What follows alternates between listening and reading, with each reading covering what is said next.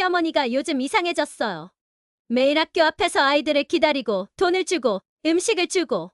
지은이가 올린 온라인 글에 악성 댓글들이 쏟아집니다. 빨리 병원에 모시세요. 위험해요. 정순자의 반찬 가게 앞에 도둑 조심 포스트잇이 붙고 30년 단골들마저 외면합니다. 치매 시어머니가 아이 앞에서 돈 뿌리며 난동이라는 제목으로 사진까지 퍼집니다. 내가 도대체 뭘 그리 잘못했는지 손자 얼굴 한 번 본 게 죄인가? 이 이야기를 듣고 나면 분명 가족의 소중함을 다시 한번 느끼게 되실 거예요. 함께 감동을 나누고 싶으시다면 구독 버튼과 좋아요, 그리고 따뜻한 댓글로 응원해주세요. 새벽 5시, 전통시장에 하나둘 불이 켜지기 시작할 때면 정순자는 이미 앞치마를 두르고 있었습니다. 72세의 나이에도 허리는 곧게 펴고 손놀림은 여전히 빠릅니다. 30년 넘게 이 자리에서 반찬 가게를 운영해온 그녀에게 이른 새벽은 그냥 일상이었죠. 오늘도 김치 볶아야지.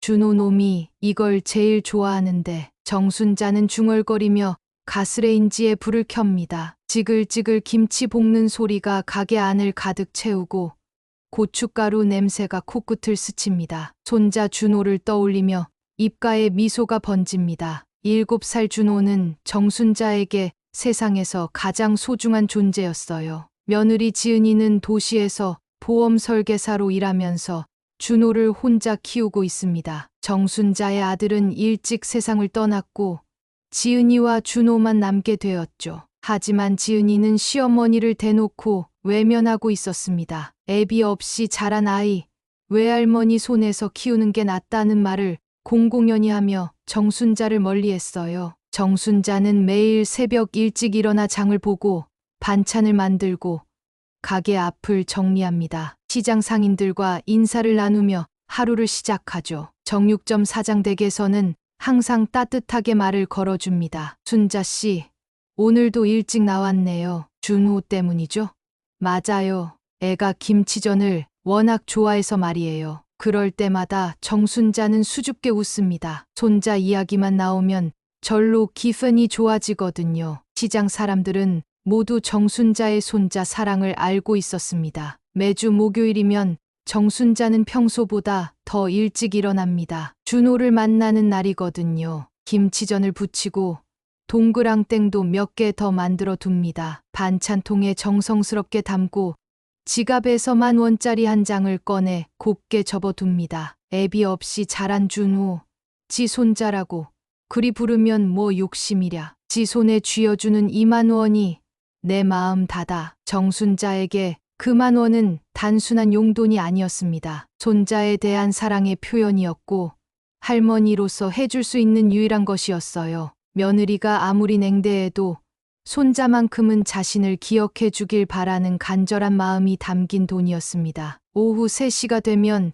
정순자는 가게를 잠시 맡기고 학교 앞 문구점으로 향합니다. 준호가 학교를 마치고 나오는 시간을 맞춰서 말이죠. 멀리서 아이들이 우르르 나오는 모습이 보이면 가슴이 두근거립니다. 할머니, 멀리서 뛰어오는 준호를 보면 정순자의 마음은 꽃이 핍니다. 작은 몸으로 열심히 뛰어오는 모습이 얼마나 사랑스러운지 몰라요. 준호는 정순자를 보면 항상 환하게 웃으며 달려옵니다. 준호야, 할머니가 김치전도 해놨는데 어머니한테 가져다 드려라. 네, 할머니.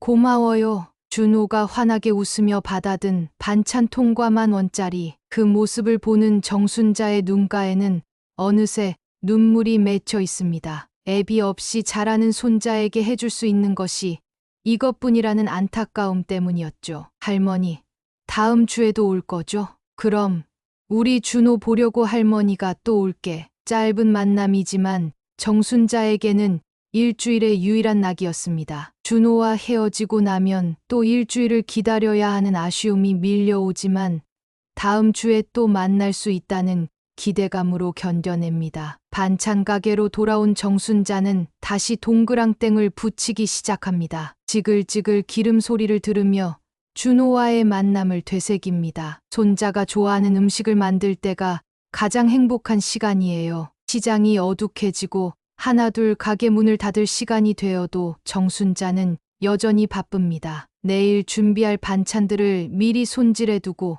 김치도 새로 담가둡니다. 준호가 언제 또 찾아올지 모르니까요. 자식은 미워도 손자는 못 미워한다는 말이 정말 맞는 것 같습니다. 며느리 지은이가 아무리 차갑게 대해도 준호만 생각하면 모든 것이 괜찮아집니다. 그 아이의 웃음소리가 작은 손이 자신을 필요로 한다는 사실이 정순자에게는 살아갈 이유였어요. 김치 볶는 연기 사이로 스며드는 햇살처럼 준호는 정순자의 삶에 따뜻한 온기를 불어넣어 주는 존재였습니다. 오늘도 정순자는 손자를 위한 반찬을 만들며 내일 또 만날 그 순간을 기다립니다. 다음 주 목요일 정순자는 평소처럼 학교 앞에서 준호를 기다리고 있었습니다. 손에는 따끈따끈한 김치전이 담긴 반찬통과 곱게 접은 10,000원짜리가 들려 있었어요. 하지만 아무리 기다려도 준호는 나타나지 않았습니다.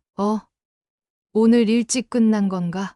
정순자는 혼잣말을 하며 학교 정문 쪽을 다시 살펴봤습니다. 다른 아이들은 모두 집으로 돌아갔는데 준호만 보이지 않았어요. 혹시나 해서 1시간을 더 기다려봤지만 결국 헛걸음이었습니다. 집에 돌아온 정순자는 지은이에게 전화를 걸어봤습니다. 하지만 전화는 계속 꺼져 있었어요. 문자를 보내도 답이 없었습니다. 며칠이 지나도 마찬가지였죠. 왜 갑자기 연락이 안 되지?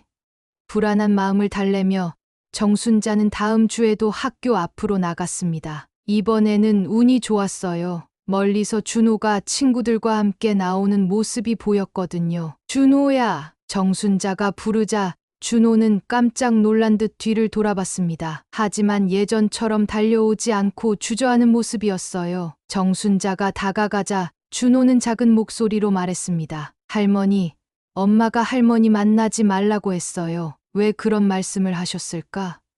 할머니가 준호한테 뭘 잘못했나? 준호는 고개를 숙인 채 대답하지 않았습니다. 정순자는 가슴이 아팠지만 그래도 준비해온 반찬통과 10,000원을 준호 손에 쥐어주었어요. 준호야, 할머니는 우리 준호가 제일 소중해. 이거 어머니한테 가져다 드리고 용돈도 받아. 준호는 망설이다가 결국 받아들었습니다. 하지만 평소처럼 환하게 웃지는 못했어요. 뭔가 위축된 모습이 정순자의 마음을 더욱 아프게 했습니다. 그날 저녁 지은이에게서 전화가 왔습니다. 목소리부터 차가웠어요. 어머니, 애 앞에서 뭐 하시는 거예요? 준호 보고 싶어서 잠깐 만난 것뿐인데 뭐가 문제니? 집에 들어온 돈이 어디서 났는지 경찰까지 오게 생겼어요. 준호가 할머니한테서 돈 받았다고 하니까 학교에서 난리가 났다고요. 정순자는 깜짝 놀랐습니다. 손자에게 용돈 준 것이 뭐가 잘못이라는 걸까요? 그게 뭐가 잘못된 거니? 할머니가 손자한테 용돈 주는 게 이상한 일이니? 어머니, 요즘 아이들 유괴하는 사람들이 얼마나 많은데요. 학교에서는 모르는 사람한테 돈 받지 말라고 교육하거든요. 모르는 사람이라니? 나는 준호 할머니인데. 지은이의 목소리는 더욱 날카로워졌습니다. 어머니, 솔직히 말씀드릴게요. 준호 앞에서 돈 주지 마세요. 아이가 혼란스러워해요. 그리고 혹시 치매 초기는 아니신지 병원에 한번 가보시는 게 좋겠어요. 뭐라고? 치매라고? 정순자는 귀를 의심했습니다. 손자 사랑하는 할머니를 치매 환자 취급하다니요. 어머니가 요즘 좀 이상하시거든요. 아무 데서나 아이들 따라다니시고 돈 주시고 주변에서 뭐라고 하겠어요? 전화가 끊어진 후 정순자는 한참 동안 멍하니 앉아 있었습니다. 자신이 정말 잘못한 걸까요?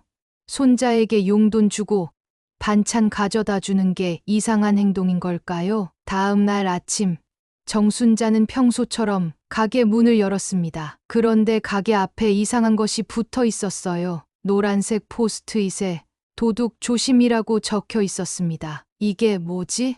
정순자는 포스트잇을 떼어내며 주변을 둘러봤습니다. 누군가 일부러 붙여놓은 것 같았어요. 가슴이 철렁 내려앉았습니다. 혹시 자신을 도둑이라고 생각하는 사람이 있는 걸까요? 시장에서 과일 장사를 하는 옆 가게 아주머니가 다가왔습니다. 순자 씨, 무슨 일이에요?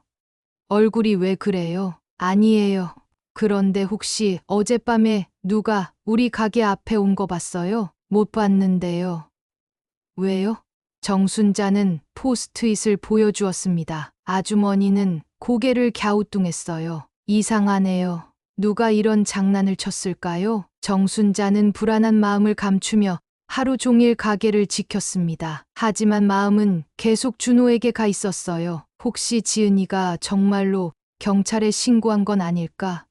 자신이 손자를 만나는 것조차 이제 문제가 되는 걸까? 저녁에 가게 문을 닫으며 정순자는 깊은 한숨을 쉬었습니다. 30년 넘게 정직하게 장사하며 살아온 자신을 도둑 취급하는 사람이 있다는 사실이 마음을 아프게 했어요. 하지만 더 큰 상처는 며느리가 자신을 치매 환자 취급한다는 것이었습니다. 내가 뭘 그렇게 잘못했다고. 정순자는 지갑에서 곱게 접어둔 10,000원짜리를 꺼내봤습니다. 준호에게 주지 못한 그 돈이 이제는 무거운 짐처럼 느껴졌어요. 손자에 대한 사랑마저 죄가 되는 세상이 원망스러웠습니다. 며느리의 연락 차단에도 불구하고 정순자는 포기할 수 없었습니다. 손자 준호를 보고 싶은 마음은 어쩔 수 없었거든요. 하지만 이제는 학교 정문 앞에 서 있을 수도 없었어요. 지은이가 경찰에 신고하겠다고 했으니까요. 정순자는 다른 방법을 생각해냈습니다. 학교 담장 너머로 준호를 기다리기로 한 거예요. 학교 옆 골목길에는 아무도 없었고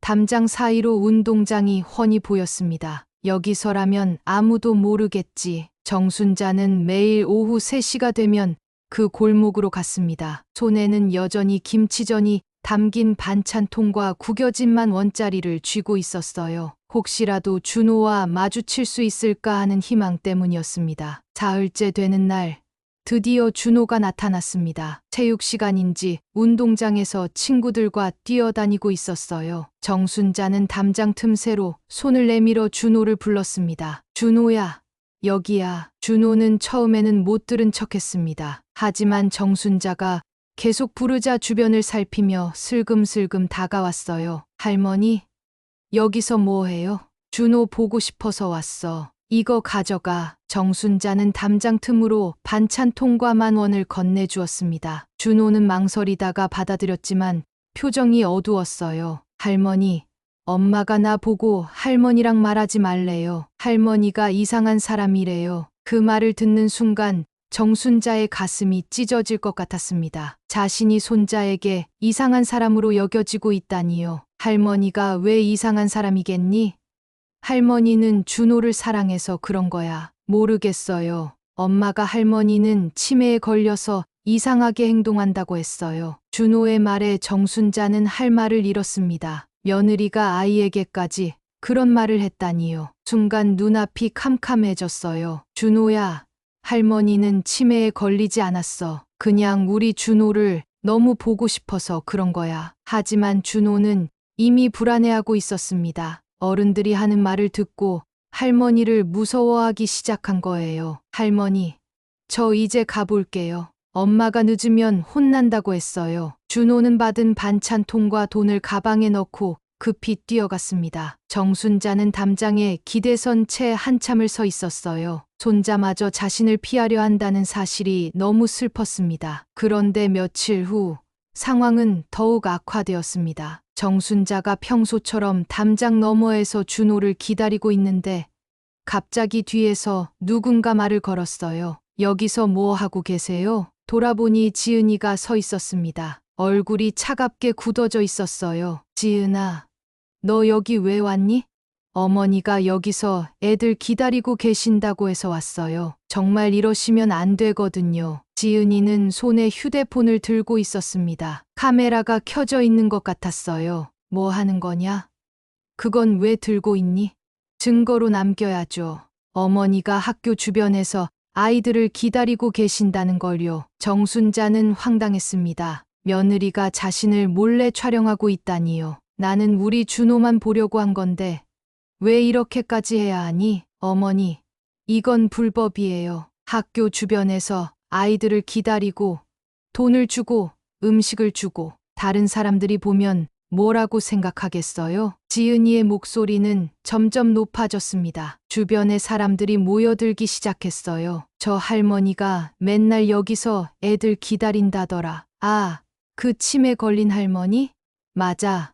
며느리가 그런다더라. 요즘 이런 분들 많다는데. 사람들의 수군거림이 정순자의 귀에 들렸습니다. 자신이 이상한 사람으로 소문나고 있다는 걸 깨달았어요. 지은아, 제발 그만하자. 사람들이 다 보고 있잖니. 하지만 지은이는 멈추지 않았습니다. 오히려 더 큰 소리로 말했어요. 어머니, 이제 정말 병원에 가셔야 할 것 같아요. 이런 행동은 정상이 아니거든요. 그때 준호가 학교에서 나왔습니다. 할머니와 엄마가 다투는 모습을 본 아이는 무서워서 울음을 터뜨렸어요. 엄마, 할머니 왜 그래요? 준호야, 이리 와. 할머니는 아프신 거야. 지은이는 준호를 데리고 가려 했습니다. 정순자는 손자라도 한 번 더 보려고 다가갔지만 지은이가 막아섰어요. 어머니, 이제 그만하세요. 경찰 부를 거예요. 경찰이라니. 내가 뭘 잘못했다고? 하지만 지은이는 이미 전화를 걸고 있었습니다. 정순자는 당황했어요. 정말로 경찰이 오는 건가요? 여보세요. 경찰서죠? 학교 앞에서 할머니 한 분이 아이들을 기다리고 계세요. 치매 증상이 있으신 것 같고요. 지은이의 전화를 들으며 정순자는 절망감에 빠졌습니다. 자신이 정말 죄인이 된 것 같았어요. 손자를 사랑하는 마음이 이렇게 큰 문제가 될 줄은 몰랐습니다. 얼마 후 정말로 경찰이 왔습니다. 정순자는 경찰서로 연행되었고 불법 접근, 아동 접촉 경고 조치라는 말을 듣게 되었어요. 내가 도대체 뭘 그리 잘못했는지, 손자 얼굴 한번 본 게 죄인가. 정순자는 경찰서에서 나오며 혼잣말을 했습니다. 손에 쥔 구겨진만 원짜리가 이제는 너무 무거웠어요. 경찰서에서 돌아온 정순자는 며칠 동안 가게 문을 열지 못했습니다. 사람들의 시선이 무서웠거든요. 시장에 나가면 모두들 수군거리는 것 같았어요. 그 치매 걸린 할머니, 손자 따라다니던 할머니라는 소리가 귓가에 맴돌았습니다. 순자 씨, 문 좀 여세요. 걱정되잖아요. 정육점에서 장사하는 박 사장 댁이 가게 문을 두드렸습니다. 정순자는 마지못해 문을 열었어요. 괜찮으세요? 며칠 동안 가게 문이 닫혀 있어서 무슨 일인가 했어요. 아무것도 아니에요. 그냥 몸이 좀 안 좋아서요. 정순자는 대충 둘러댔지만 박 사장 아내는 이미 모든 걸 알고 있는 듯했어요. 순자 씨, 며느리가 너무하네요. 손자 보고 싶어하는 할머니 마음을 왜 몰라주는지 모르겠어요. 다들 알고 계시는군요. 시장이 얼마나 좁은데요. 하지만 우리는 모두 순자 씨 편이에요. 30년 넘게 여기서 정직하게 장사하신 분을 누가 몰라요. 박 사장 아내의 따뜻한 말에 정순자는 고마웠지만 한편으로는 더욱 위축되었습니다. 온 동네가 자신의 일을 알고 있다는 게 부끄러웠거든요. 며칠 후 가게를 다시 열었지만 손님들은 예전 같지 않았습니다. 평소 단골이던 아주머니들도 어색하게 인사하며 금방 돌아갔어요. 반찬 매출은 반으로 줄어들었습니다. 아, 이거 어떻게 됐나 몰라. 정순자는 한숨을 쉬며 팔리지 않은 반찬들을 정리했습니다. 그런데 더 큰 충격이 기다리고 있었어요. 박 사장이 급하게 뛰어왔습니다. 순자 씨, 큰일 났어요. 인터넷에 글이 올라왔어요. 인터넷이요?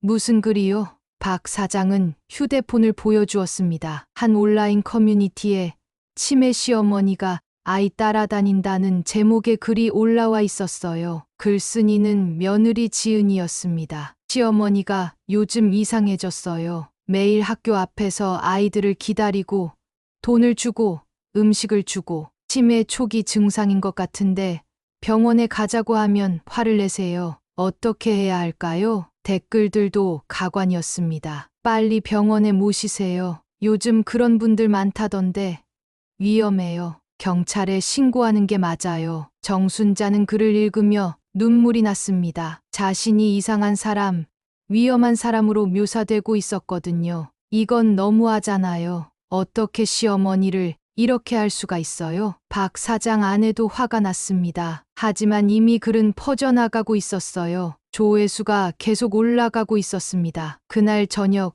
정순자는 박 사장 부부와 함께 앉아 있었습니다. 이웃들이 하나둘 모여들었어요. 모두들 정순자를 걱정하고 있었습니다. 순자 씨, 가만히 있으면 안 되겠어요. 뭔가 대응을 해야 해요. 뭘 어떻게 하겠어요? 며느리가 한 말이 틀린 건 아니잖아요. 무슨 소리예요? 손자 보고 싶어 하는 할머니가 뭐가 잘못됐다고요? 그때 박 사장이 무릎을 쳤습니다. 맞다. 그날 CCTV가 있잖아요. CCTV요? 우리 가게 앞에 있는 CCTV 말이에요. 며느리가 순자 씨를 촬영하던 날 분명히 찍혔을 거예요. 정순자는 희미한 희망을 느꼈습니다. 혹시 그 영상이 자신의 억울함을 증명해 줄 수 있을까요? 하지만 그게 무슨 소용이에요? 아니에요. 그 영상을 보면 며느리가 일부러 순자 씨를 곤란하게 만들려고 했다는 걸 알 수 있을 거예요. 박 사장은 곧바로 CCTV 영상을 확인했습니다. 며칠 전 그날의 영상이 그대로 남아 있었어요. 있어요. 여기 있어요. 영상 속에는 정순자가 담장 너머에서 준호를 기다리는 모습이 담겨 있었습니다. 그리고 지은이가 나타나서 정순자를 촬영하는 모습, 일부러 큰 소리로 말하며 사람들의 관심을 끄는 모습도 선명했어요. 이것 봐요. 며느리가 일부러 소란을 피운 거네요. 영상에는 준호가 할머니를 보고 달려오려다가 엄마에게 제지당하는 모습도 담겨 있었습니다. 아이가 울먹이며 할머니를 찾는 모습이 가슴 아팠어요. 순자 씨, 이 영상이면 증거가 될 수 있어요. 증거라니요? 며느리가 거짓말을 했다는 증거요. 순자 씨가 이상한 행동을 한 게 아니라 며느리가 일부러 문제를 만든 거잖아요. 정순자는 영상을 보며 복잡한 심정이었습니다. 한편으로는 자신의 억울함이 밝혀질 수 있다는 희망이 생겼지만 다른 한편으로는 며느리와 더 큰 갈등이 생길까봐 걱정되었어요. 하지만 이걸 어떻게 해야 하죠? 일단 복사해둬요. 언젠가 필요할 때가 있을 거예요. 박 사장은 영상을 USB에 저장했습니다. 그 작은 USB에 정순자의 억울함과 진실이 담겨 있었어요. 며칠 후 온라인 커뮤니티의 글은 더욱 확산되었습니다. 지역 맘카페에도 퍼져나갔고 정순자의 반찬 가게를 아는 사람들 사이에서도 화제가 되었어요. 그 반찬 가게 할머니 말이에요.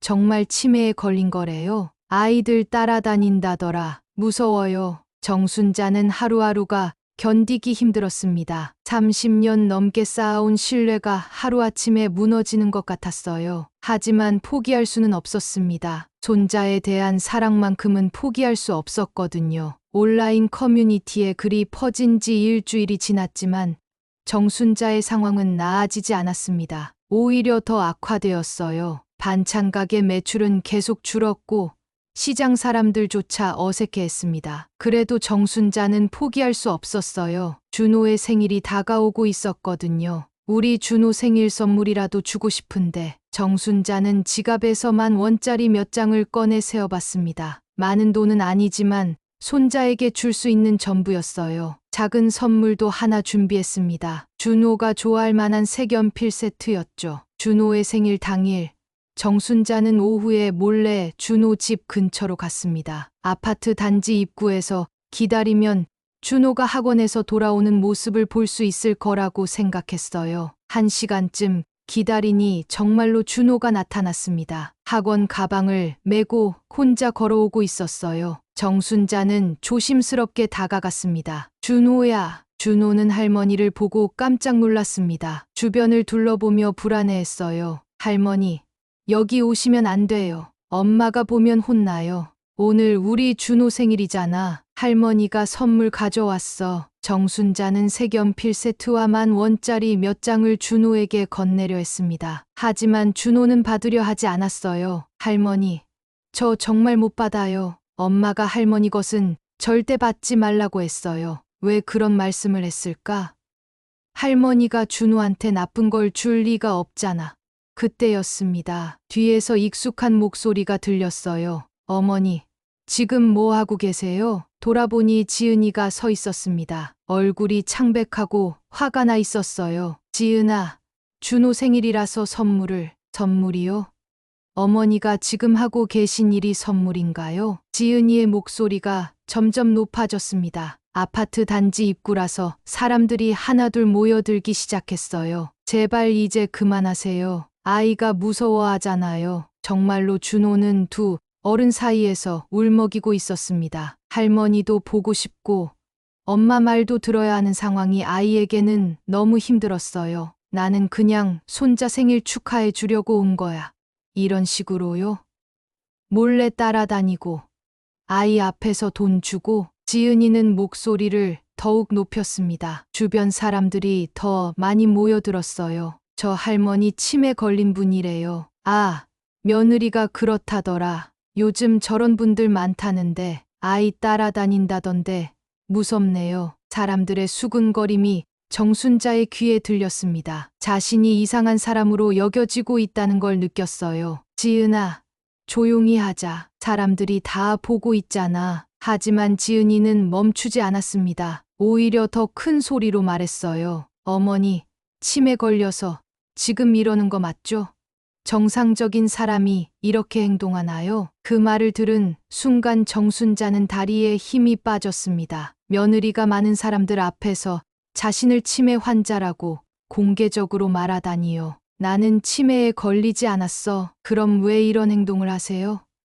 아이 몰래 따라다니고 돈 주고 선물 주고 이게 정상인가요? 정순자는 할 말을 잃었습니다. 손자를 사랑하는 마음을 어떻게 설명해야 할까요? 그때 준호가 중간에 끼어들었습니다. 엄마, 할머니 혼내지 마세요. 할머니는 나 때문에 온 거예요. 준호야, 너는 모르는 일이야. 이리 와.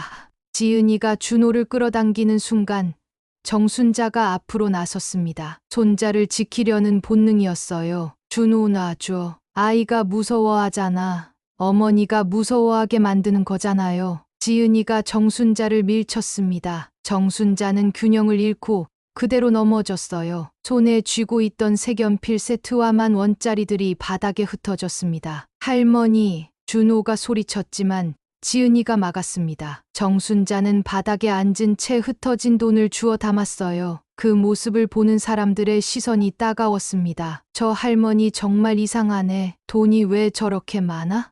치매 걸리면 돈에 집착한다더라. 사람들의 말이 정순자의 가슴을 찔렀습니다. 손자에 대한 사랑이 이렇게 비참하게 여겨질 줄은 몰랐어요. 지은이는 휴대폰으로 사진을 찍고 있었습니다. 이것도 증거로 남겨야죠. 어머니가 아이 앞에서 이런 행동을 한다는 걸요. 정순자는 바닥에 흩어진 돈을 다 주워 담고 일어났습니다. 무릎이 아팠지만 참았어요. 지은아, 나는 정말 준호를 사랑해서 그런 거야. 그런 사랑은 필요 없어요. 이제 정말 병원에 가세요. 지은이는 준호의 손을 꽉 잡고 아파트 안으로 들어갔습니다. 준호는 뒤를 돌아보며 할머니를 바라봤지만 지은이가 더 세게 끌고 갔어요. 정순자는 혼자 남겨진 채 한참을 서 있었습니다. 사람들은 하나둘 흩어졌지만 수근거리는 소리는 계속 들렸어요. 집에 돌아온 정순자는 구겨진 10,000원짜리들을 펼쳐놓고 바라봤습니다. 손자에게 주려던 돈이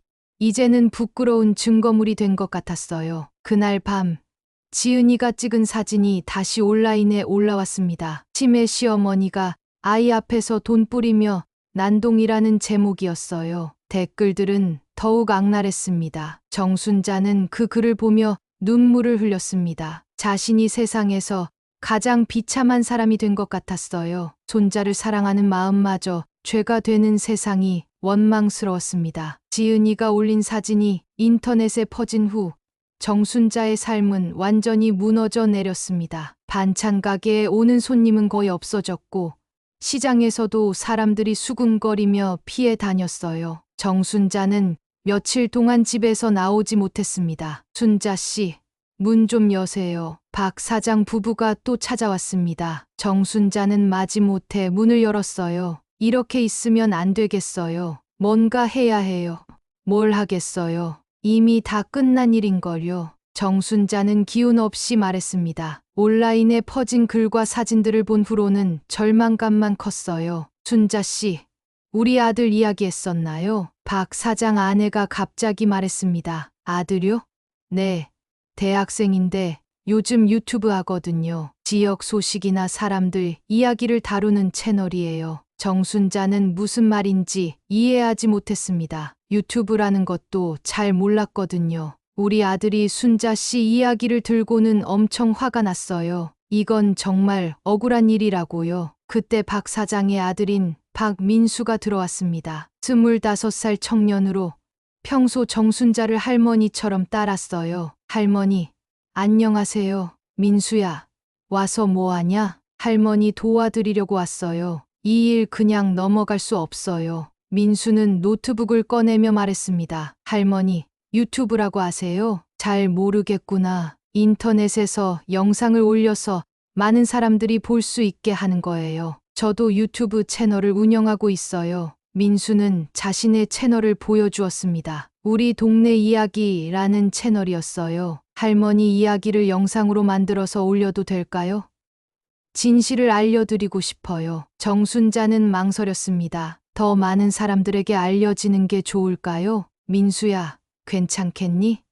나 때문에 너까지 피해보는 건 아닐까? 할머니, 이건 정의의 문제예요. 할머니가 잘못한 게 없는데 왜 이렇게 당하셔야 해요? 민수는 며칠 전에 확보한 CCTV 영상을 다시 봤습니다. 그리고 온라인에 올라온 글들도 캡처해 두었어요. 이 영상들과 할머니 인터뷰를 합쳐서 다큐멘터리 형식으로 만들어 볼게요. 며칠 후 민수는 정순자와 긴 인터뷰를 했습니다. 정순자는 처음에는 어색해했지만 점점 마음을 열고 이야기했어요. 저는 그냥 손자가 보고 싶었어요. 아들을 일찍 잃고 손자만이 유일한 희망이었거든요. 정순자는 눈물을 흘리며 말했습니다. 매주 목요일에 만나는 게 제 일주일의 전부였어요. 10,000원이 큰 돈은 아니지만 그 안에 제 마음이 다 들어 있었어요. 민수는 정순자의 진심, 어린 목소리를 모두 녹화했습니다. 그리고 CCTV 영상도 함께 편집했어요. 할머니, 이 영상 제목을 뭐라고 하면 좋을까요? 정순자는 잠시 생각해 봤습니다. 10,000원의 온기, 어떨까요? 그 작은 돈에 할머니의 따뜻한 마음이 담겨 있었으니까요. 민수는 고개를 끄덕였습니다. 좋아요. 10,000원의 온기, 외면당한 사랑이라고 하겠어요. 영상 편집에는 일주일이 걸렸습니다. 민수는 정순자의 인터뷰와 CCTV 영상, 그리고 온라인에 퍼진 악성 댓글들을 대조해서 보여주었어요. 며느리 지은이가 일부러 상황을 악화시킨 것도 영상에 담았습니다. 영상을 올린 첫날에는 조회수가 별로 없었습니다. 하지만 둘째 날부터 급격히 늘어나기 시작했어요. 할머니, 조회수가 10만을 넘었어요. 민수가 흥분해서 말했습니다. 10만이면 많은 거니? 엄청 많은 거예요.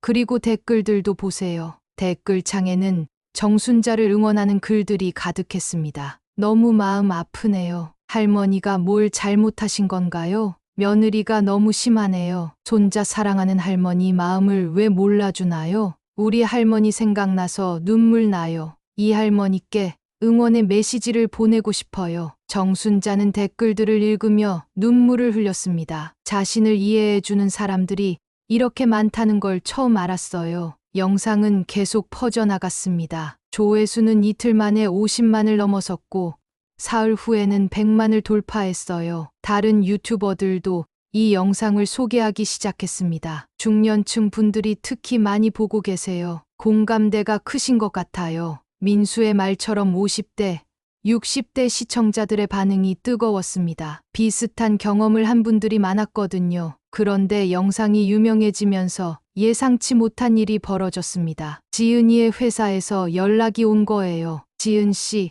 인터넷에 올라온 지은 씨 영상 때문에 회사 이미지에 타격이 있어서요. 지은이가 다니는 보험회사에서는 브랜드 이미지를 중요시했습니다. 직원이 노인, 학대, 논란에 휘말리는 것을 좋아하지 않았어요. 일단 직무정지 처분을 내리겠습니다. 사태가 진정될 때까지요. 지은이는 당황했습니다. 자신이 올린 글과 사진이 오히려 자신에게 불리하게 작용한 거였어요. 한편 정순자는 영상을 통해 많은 응원을 받으며 조금씩 용기를 되찾고 있었습니다. 시장 사람들의 시선도 달라졌어요. 순자 씨, 영상 봤어요. 정말 감동적이더라고요. 그동안 오해해서 죄송했어요. 정순자는 다시 당당하게 말할 수 있게 되었습니다. 내가 왜 눈치 봐야 해?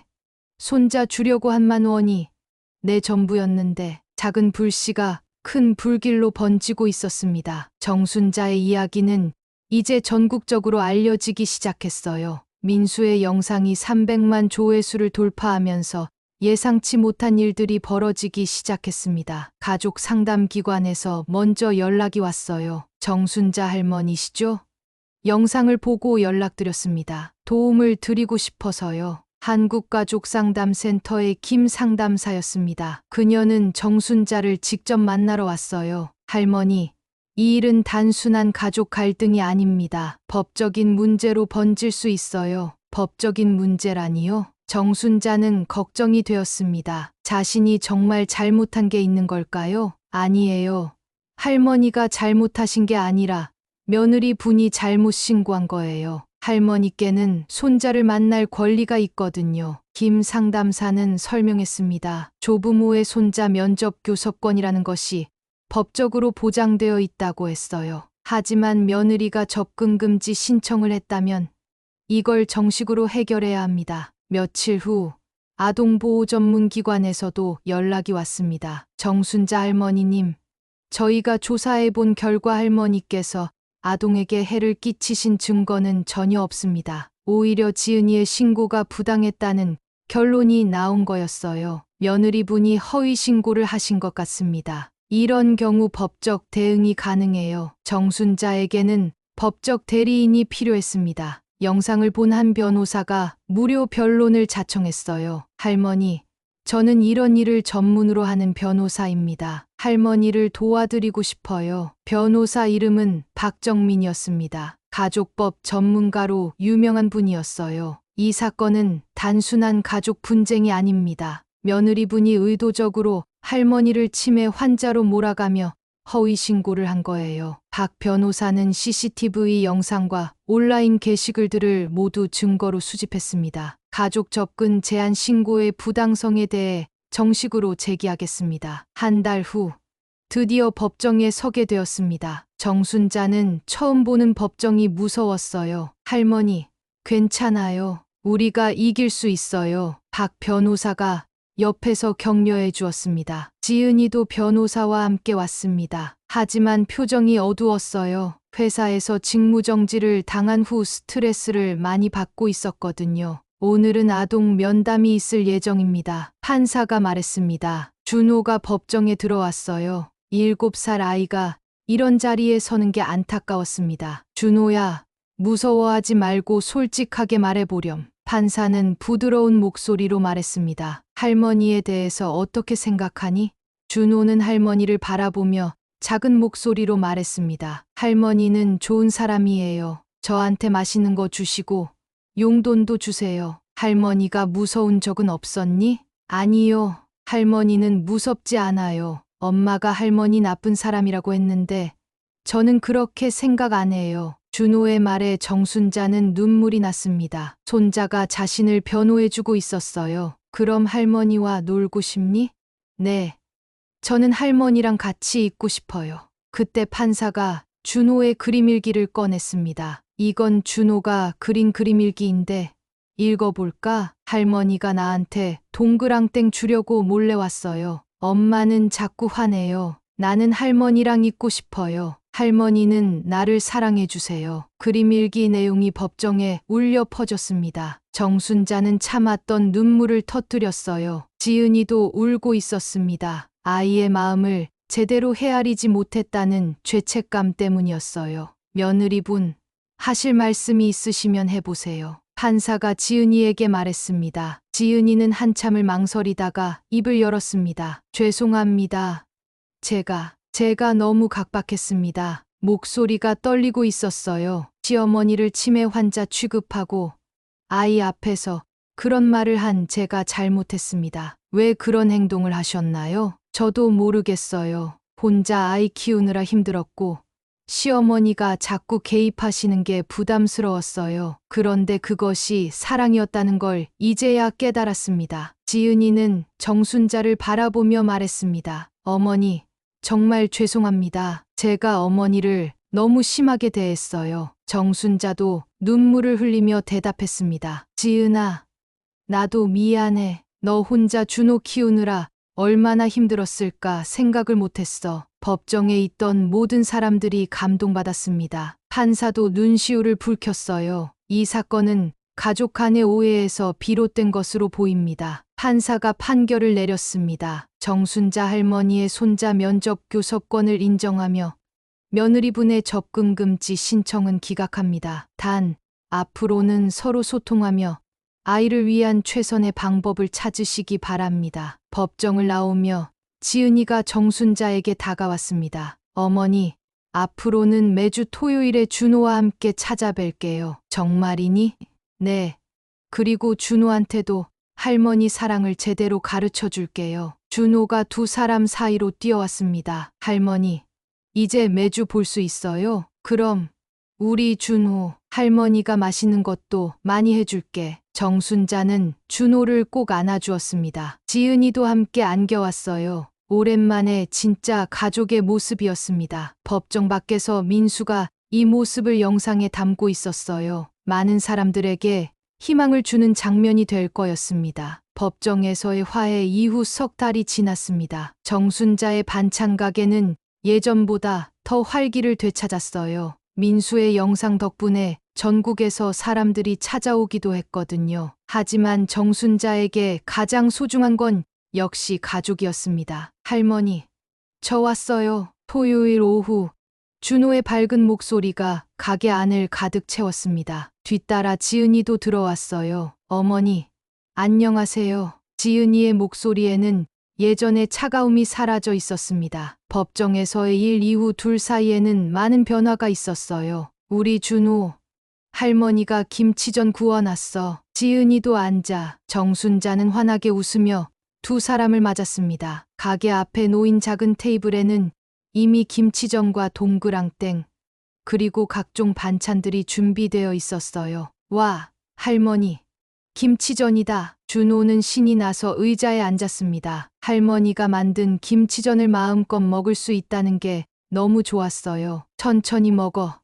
더 있어. 정순자는 준호가 먹는 모습을 보며 흐뭇해했습니다. 이런 평범한 일상이 얼마나 소중한지 새삼 깨달았어요. 어머니, 제가 도와드릴 일 없을까요? 지은이가 조심스럽게 물었습니다. 예전에는 시어머니의 가게 일에 전혀 관심이 없었는데 이제는 적극적으로 도우려 했어요. 괜찮아. 지은아, 너도 앉아서 같이 먹자. 하지만 지은이는 앞치마를 두르고 주방으로 갔습니다. 함께 반찬을 만들고 싶었거든요. 어머니, 동그랑땡 만드는 법 좀 가르쳐 주세요. 정말이니? 그래. 우리 준호가 좋아하는 건데 배워두면 좋지. 정순자는 지은이에게 차근차근 동그랑땡 만드는 법을 가르쳐 주었습니다. 고기를 치대고 양념을 넣고 동그랗게 빚어서 지지는 과정을 하나하나 설명했어요. 이렇게 하는 거예요? 그래. 잘하네. 사랑을 담아서 빚어야 해. 두 사람이 함께 요리하는 모습을 보며 준호는 행복해했습니다. 할머니와 엄마가 친하게 지내는 게 가장 좋았거든요. 할머니, 엄마, 저도 도와주고 싶어요. 우리 준호도 와서 같이 하자. 준호도 함께 동그랑땡을 빚었습니다. 작은 손으로 열심히 빚는 모습이 너무 사랑스러웠어요. 이거 제가 만든 거예요. 할머니, 맛있죠? 우리 준호가 만든 게 제일 맛있어. 세 사람이 함께 웃으며 요리하는 모습은 정말 따뜻했습니다. 이런 게 진짜 가족의 모습이었어요. 점심을 먹으며 지은이가 말했습니다. 어머니, 제가 회사 그만두고 새로운 일을 시작하려고 해요. 무슨 일 말이니? 온라인으로 반찬 배달 사업을 해보려고요. 어머니가 만드신 반찬들을 더 많은 사람들이 먹을 수 있게요. 정순자는 깜짝 놀랐습니다. 지은이가 자신의 일을 도우려 한다니요. 정말이니? 하지만 내가 그런 일 할 줄 아니? 어머니께서 가르쳐 주시면 배울 수 있어요. 그리고 민수 씨도 도와준다고 했어요. 민수는 유튜브 채널을 통해 정순자의 반찬 가게를 계속 홍보하고 있었습니다. 이제는 전국에서 주문이 들어올 정도였어요. 할머니, 저희 반찬이 유명해졌어요. 준호가 자랑스럽게 말했습니다. 그래, 우리 준호 덕분이야. 정순자는 준호의 머리를 쓰다듬었습니다. 이 모든 일의 시작이 손자에 대한 사랑이었다는 걸 생각하니 감개무량했어요. 어머니, 정말 죄송했어요. 그때 제가 너무 심했어요. 지은이가 갑자기 진지하게 말했습니다. 지은아, 이제 그런 얘기 하지 말자. 다 지난 일이야. 아니에요. 어머니가 준호를 얼마나 사랑하시는지 몰랐어요. 그 만원에 담긴 마음을 이해하지 못했어요. 지은이는 눈시울을 붉혔습니다. 그때 제가 돈 때문에 난리를 쳤는데 알고 보니 어머니에게는 그게 전부였던 거네요. 정순자도 마음이 뭉클했습니다. 지은아, 너도 혼자 준호 키우느라 얼마나 힘들었을까. 내가 더 이해하려고 노력했어야 했어. 어머니, 두 사람은 서로를 꼭 안았습니다. 그동안 쌓였던 오해와 상처가 모두 녹아내리는 순간이었어요. 할머니, 엄마, 울지 마세요. 저 기분 나빠져요. 준호가 두 사람을 번갈아 보며 말했습니다. 두 사람은 웃으며 눈물을 닦았어요. 우리 준호 때문에 기쁜 눈물이야. 그럼 다행이에요. 할머니, 김치전 더 주세요. 준호의 밝은 웃음소리가 가게 안을 가득 채웠습니다. 저녁이 되어서야 지은이와 준호가 집으로 돌아갔습니다. 정순자는 평소처럼 곱게 접은 10,000원짜리를 준호 손에 쥐어주었어요. 할머니, 고마워요. 우리 준호, 다음 주에 또 오렴. 네, 할머니, 꼭 올게요. 준호는 환하게 웃으며 손을 흔들었습니다. 지은이도 정순자에게 깊이 인사했어요. 어머니, 다음 주에는 제가 반찬 배달도 함께 도울게요. 고마워. 지은아. 두 사람이 떠난 후 정순자는 가게를 정리하며 혼잣말을 했습니다. 10,000원짜리 한 장이 지켜낸 건 내 가족의 마음이었구나. 그 작은 돈에서 시작된 이야기가 이렇게 아름다운 결말을 맞게 될 줄은 몰랐어요. 사랑은 때로는 오해를 받기도 하지만 결국은 진실이 밝혀지고 더 큰 사랑으로 돌아온다는 걸 깨달았습니다. 다음 주 토요일에도 이 작은 테이블에는 새 가족이 둘러앉을 것입니다. 정순자가 정성으로 만든 반찬과 함께, 그리고 곱게 접은 10,000원짜리와 함께요. 그 돈에는 여전히 할머니의 따뜻한 사랑이 고스란히 담겨 있을 테니까요.